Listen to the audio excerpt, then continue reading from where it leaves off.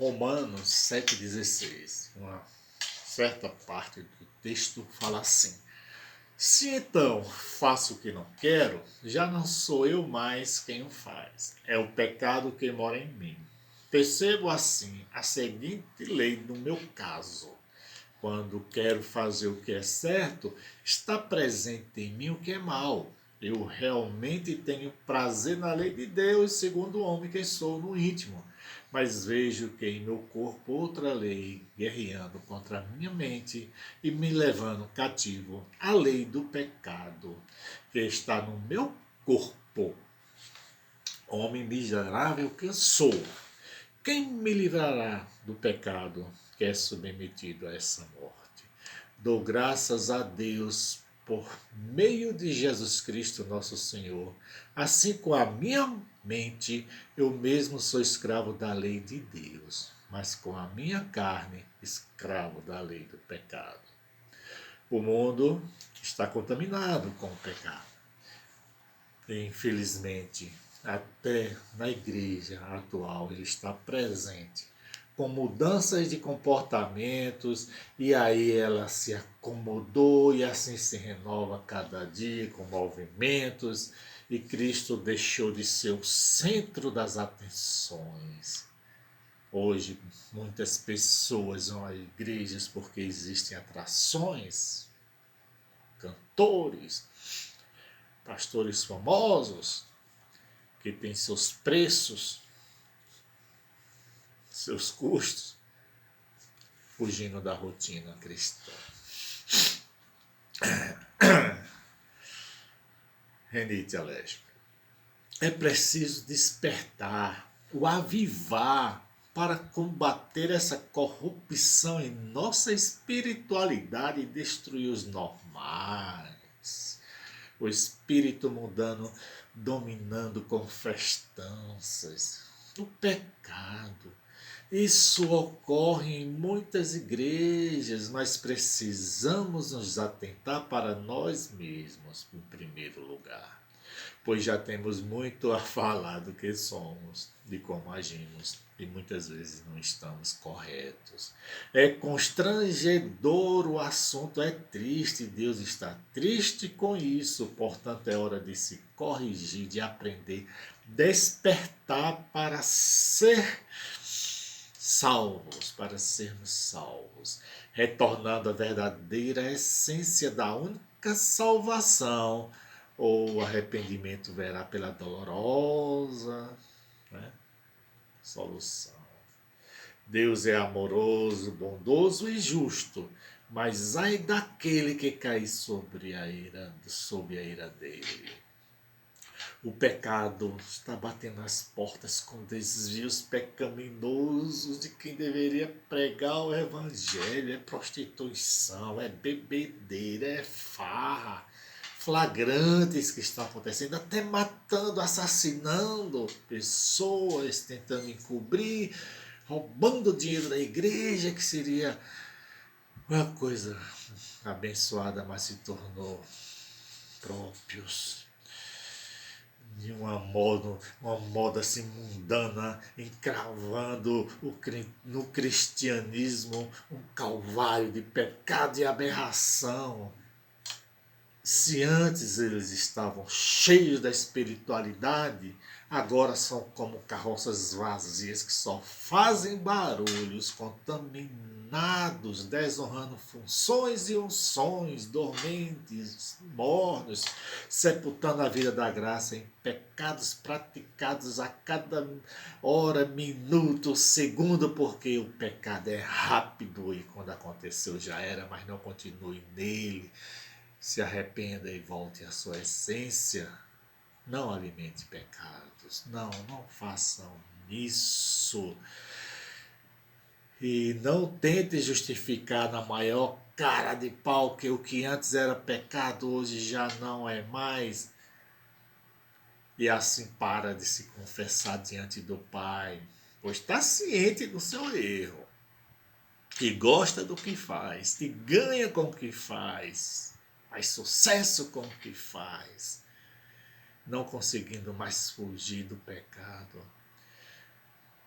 E ainda dá a desculpa de que a igreja é aberta para o mundo, por isso tem que estar no meio do povo, vivendo como povo para pregar o cristianismo. Isso é muito triste, uma desculpa deslavada, esfarrapada, muita cara de pau.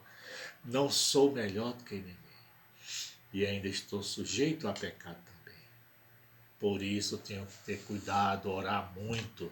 Deus vê em seu livre-arbítrio que o homem se tornou ignorante, prepotente e arrogante, não mais enxergando a verdade, tornando antes proibido em coisas normais e corriqueiras.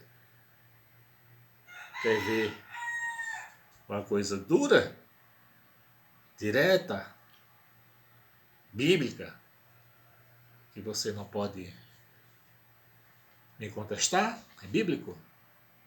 O homem tem que ser homem.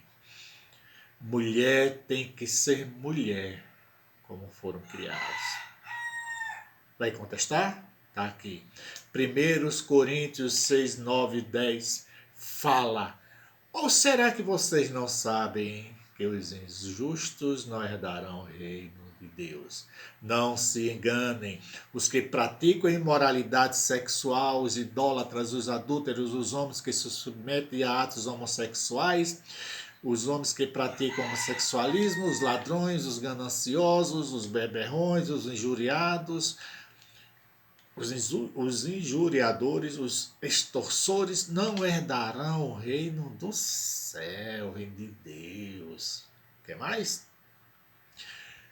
Romanos 1:26. É por isso que Deus os entregou à paixão desenfreada e vergonhosa, pois tantas mulheres, entre eles, trocaram o uso natural de si mesma por outro contrário à natureza. Quer mais?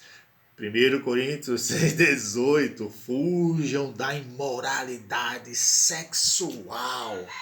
Qualquer outro pecado que o homem possa cometer é fora de seu corpo, mas quem promete a imoralidade sexual peca contra o seu próprio corpo. Colossenses 3:5. Façam morrer, portanto, os membros do seu corpo com respeito à imoralidade sexual, impureza, paixão desenfreada, desejos prejudiciais e ganância, que é a idolatria.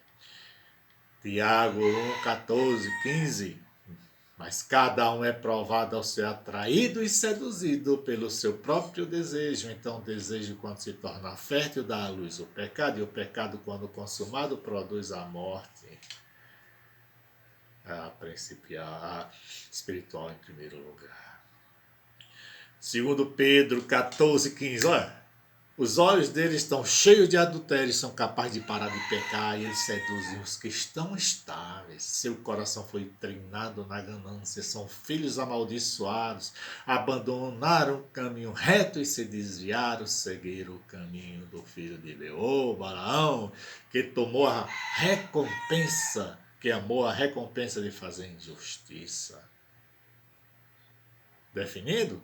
Atos homossexuais são uma aberração a Deus. Levíticos 18:22. Se um homem fizer sexo com outro homem, ambos morrerão.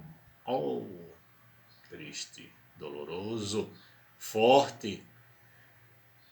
Derruba qualquer um. Um pastor, uma vez questionando sobre união gay, respondeu o seguinte: depende de como se vê o assunto na religião que você pratica, devendo se submeter a ela, pois é uma garantia de direitos em processo civil, se esquecendo dos princípios bíblicos e incentivando a prática contra a natureza de Deus, cujos desejos são desordenados e perigosos, com consequências muitas vezes trágicas. Respeito a todos em suas decisões, corretas ou não, cada um tem o seu livre-arbítrio. Mas não aceito que decisões não bíblicas sejam corretas, fugindo dos princípios de Deus. Verdade ou mentira? Tinha um personagem antigo que perguntava: verdade ou mentira, Terta? Verdade, Terta? Acho que era Bartolomeu, era chicanismo, né? Humorista. É verdade. Uma garantia de processo civil. O certo é ensinar a verdade bíblica estampada na Bíblia. Senão, qual é o propósito de sermos salvos de Deus? Não é para pregar o que nela está escrito? O respeito ao suicida. Não diz que respeita o suicídio. O respeito ao drogado não diz que respeita o uso da droga. Principalmente quando certas leis defendem práticas que não são bíblicas, mas nos cabe amar cada um por sermos irmãos em Cristo e tentarmos os ajudar a ver a verdade. Não os condenar, bater, machucar, irritar, provocar, constranger. Muitos conseguem sair dessa vida pecaminosa através de ajuda espiritual. Muitos conseguem, eu já vi muito isso. Tem exemplos, muitos exemplos. Mas nos cabe amar cada um por sermos irmãos em Cristo, mostrando a cada um as consequências de cada ato contrário cometido, contrários ao projeto de Deus, ou morrerá como os anormais. Amém? É um tema complicado, difícil, muitos aceitam, outros não, mas cabe a nós, pastores, líderes, cabe a nós, pessoas que têm pessoas sob o seu comando, que eles respeitam, eles admiram, a mostrar a verdade, nua e crua, bíblica, como ela é. Ou se verão nus, né? Como Adão e Eva. Então, Deus abençoe você, sua família, seus filhos. Que a sua família seja um modelo de exemplo para as demais famílias, que você seja um exemplo de homem para os demais homens, e você, mulher, para as demais mulheres e seus próprios filhos, os corrigindo quando necessário, ensinando a verdade quando necessário, e isso tem que ser uma coisa constante, rotineira na vida de uma família. A família é um projeto de Deus. Então, faça assim. Leve os seus para a presença de Deus.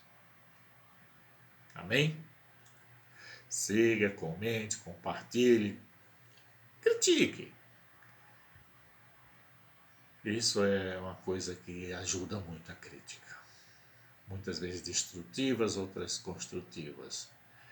E se inscreva no nosso canal, nos ajudando a crescer junto com vocês. Amém? Obrigado. Deus os abençoe.